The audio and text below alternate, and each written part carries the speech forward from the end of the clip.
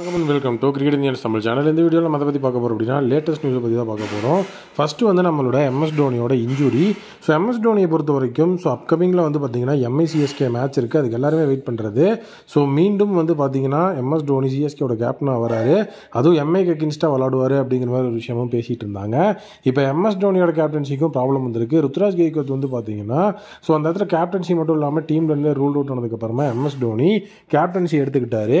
So லக்னோக்கு அகென்ஸ்டான மேட்ச்சில் வந்து பார்த்தீங்கன்னா எம்எஸ் டோனிக்கு மீண்டும் அந்த நீ இன்ஜுரி அப்படிங்கிற ஒரு விஷயம் பெரிய லெவலில் போயிருக்கு. ஸோ அந்த நீ இன்ஜுரி அப்படிங்கிற ஒரு விஷயத்தில் வந்து பார்த்தீங்க அப்படின்னா தலை தோனி வந்து மீண்டும் வந்துட்டு அந்த லிம்ப் ஆக ஆரம்பிச்சிருக்கிறாரு. ஸோ அவரால் நடக்க முடியல. செகண்ட் இன்னிங்ஸில் சிங்கிள்ஸ் எடுக்கிறதுக்கும் ஸ்ட்ரகிள் பண்ணியிருக்கிறாரு. அதுக்கப்புறம் ட்ரெஸ்ஸிங் ரூம் போகிறப்போ அவரால் வந்து பார்த்தீங்கன்னா கரெக்டாக நடக்க முடியல. ஏர்போர்ட் ரீச் ஆனதுக்கப்புறம் கூட அவர் லிம்ப் பண்ணுற மாதிரியான ஃபுட்டேஜஸ் இப்போ வைரலாக போயிட்டுருக்கு. ஸோ ஆல்ரெடி வந்துட்டு கேப்டன் அப்படிங்கிற விஷயத்தில் ருத்ராஜ் கெய்க்வாத் போனதுக்கப்புறம் ஸ்குவாடுக்குள்ளே பிரைமரியாக கேப்டன்சி பண்ணுறதுக்கு யாராவது இருந்திருந்தா கேப்டன்சி அவங்களுக்கே கொடுத்துருப்பாங்க. பட் ஆனால் அங்கே யாரும் அந்த மாதிரி இல்லைங்கிறதுனால தான் எம்எஸ் டோனிக்கு கேப்டன்சி அப்படிங்கிறது வந்தது. ஆல்ரெடி வந்துட்டு லாங் இயராக வந்துட்டு எம்எஸ் டோனிக்கு அந்த நீ இன்ஜுரி இருந்துட்டு இருக்குது. இப்போ அந்த இன்ஜுரி மீண்டும் சிக்கல் ஆச்சு அப்படின்னா அது சிஎஸ்கே இப்போ ஆல்ரெடி வந்து பார்த்தீங்கன்னா கீழே அகரபாதாளத்தில் தான் இருக்கிறாங்க. இதுவும் சேர்ந்ததுன்னா சிஎஸ்கே பெரிய லெவலில் ஒரு மோசமான சுச்சுவேஷனுக்கு போகிறதுக்கு வாய்ப்பு இருக்குது. ஸோ நீங்கள் என்ன நினைக்கிறீங்க அப்படிங்கிறத கமெண்ட்டில் சொல்லுங்கள். அதே நேரம் ருத்ராஜ் கெய்க்வாத்தோட ரீப்ளேஸ்மெண்ட்டாக ஸ்டார் மும்பை பேட்ஸ்மேனான ஆயுஷ் மாத்ரேவை சிஎஸ்கே சைன் பண்ணியிருக்கிறாங்க. ப்ளஸ் வந்து பார்த்தீங்கன்னா மும்பைக்கு எகென்ஸ்டான மேட்ச்சில் வந்துட்டு செலெக்ஷனுக்கு அவைலபிளாக இருக்க போகிறாரு. ஸோ அது இந்த இடத்துல வந்துட்டு ஒரு பெரிய விஷயமாக வந்து பேசப்படுது. ஆயுஷ் மாத்ரேவை பொறுத்த வரைக்கும் நல்ல ஒரு அருமையான ஒரு பிளேயர். கன்சிஸ்டண்ட்டாக ரன் அடிக்கக்கூடிய எபிலிட்டி அவருக்கு இருக்குது. ஒரு யங் பிளேயர். டோட்டலி வந்து பார்த்தீங்கன்னா அங்கிரிஷ் ரகுவன்சி அப்படின்னு சொல்லிட்டு ஒரு யங் பிளேயர் இருக்கிறாரு. இப்போது அவருக்கு வந்து பார்த்தீங்க அப்படின்னா 17 இயர்ஸ் தான் ஆகுது நம்மளுடைய ஆயுஷ் மாத்ரேக்கு. அவருமே வந்துட்டு ஒரு யங் பிளேயர் தான். 20th ஏப்ரல் வந்துட்டு எம்ஐக்கு அகென்ஸ்டாக மேட்ச் இருக்குது சிஎஸ்கேக்கு. அதில் வந்து ஆயுஷ் மாத்ரே மிகப்பெரிய லெவலில் வந்துட்டு அவைலபிளாக இருப்பார் அப்படிங்கிற மாதிரி ஒரு விஷயத்த அந்த இடத்துல பெரிய லெவலில் சொல்லியிருக்கிறாங்க. இதை கண்டிப்பாக நம்ம நோட் பண்ணி தான் ஆகணும். ஏன்னா இப்போ தான் வந்து பார்த்தீங்க அப்படின்னா சிஎஸ்கே அவங்களோட யங் பிளேயர்ஸ்க்கெல்லாம் வாய்ப்பு கொடுக்க ஆரம்பிச்சிருக்கிறாங்க. அதுவும் ஆயுஷ் மாத்ரேவை பொறுத்த வரைக்கும் அவர் வந்து இது வரைக்கும் T20 அப்படிங்கிற இதில் பெருசாக வரல. பட் ஆனால் ஃபஸ்ட் கிளாஸில் 9 மேட்சஸில் 504 ரன்ஸ் அடிச்சிருக்கிறாரு. 31 ஆவரேஜ். லிஸ்டேல 7 மேட்ச்சில் 458 ரன் அடிச்சிருக்கிறாரு 65 அப்படிங்கிற ஆவரேஜில். ப்ளஸ் வந்து ரைட் ஆர்ம் ஆஃப் ஸ்பின் அப்படிங்கிற அந்த ஒரு விஷயத்துக்குள்ளே இருப்பார். அதில் வந்து பார்த்தீங்க அப்படின்னா பெரிய லெவலில் லிஸ்டேல 7 மேட்ச்சில் 7 விக்கெட்டும் எடுத்திருக்கிறாரு. அதுவும் வந்துட்டு ஒரு விஷயமா இருக்குது. அவரை ப்ளே பண்ணுறாங்களா அப்படிங்கிறத வெயிட் பண்ணி பார்க்கணும். நெக்ஸ்ட்டு வந்து நம்மளுடைய பல்டான்ஸோட நியூஸுக்கு வருவோம். பல்டான்ஸை பொறுத்த வரைக்கும் இப்போ ஒரு ஹாப்பியான நியூஸ் நமக்கு கிடச்சிருக்கு. வான்கடையில் வந்து பார்த்திங்கன்னா ரோஹித் சர்மா ஸ்டாண்ட் அப்படிங்கிற விஷயத்தை வந்துட்டு வைக்க போகிறோம் அப்படின்னு இப்போ ஆல்மோஸ்ட் அஃபிஷியல் நியூஸ் நமக்கு கிடச்சிருது. அது ஆல்மோஸ்ட் இல்லை, அது அஃபிஷியல் தான்.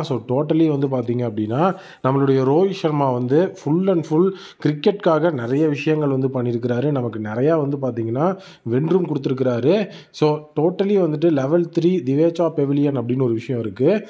அந்த இடத்துல வந்து பார்த்தீங்க அப்படின்னா ரோஹித் சர்மா ஸ்டாண்ட் அப்படின்னு வந்து மாற்றி அந்த லெவல் 3 அப்படிங்கிற அந்த விஷயத்தில் வந்து பார்த்தீங்க அப்படின்னா ஒரு விஷயத்தை கொண்டு வர போகிறாங்க.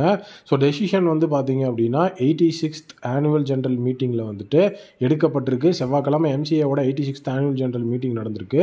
அதில் தான் இந்த ஒரு விஷயத்தை வந்து பார்த்தீங்கன்னா அவங்க வந்து கன்ஃபார்ம் பண்ணியிருக்கிறாங்க. மும்பை கிரிக்கெட் அசோசியேஷனுக்கு கண்டிப்பாக ஒரு ஹேட்ஸ் ஆஃபே கொடுக்கணும். ஏன்னா இந்த மாதிரி டெசிஷன்ஸ் கண்டிப்பாக வந்து பிளேயர்ஸ்க்கு மிகப்பெரிய லெவலில் வந்து ஹெல்ப்ஃபுல்லாக இருக்கும். ரோஹித் சர்மா டெஸ்ட் டெபு அப்படிங்கிறத 2013 தான் வந்து பண்ணார். 2022 இந்தியாவோட கேப்டன்சி அப்படிங்கிறத வந்து எடுத்துக்கிட்டாரு.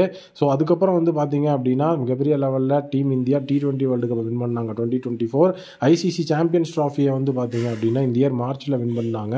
டோட்டலாக வந்து பார்த்தீங்க அப்படின்னா மும்பைக்காக நம்மளுடைய ரோஹித் சர்மா நிறைய விஷயங்களை பண்ணியிருக்கிறாரு.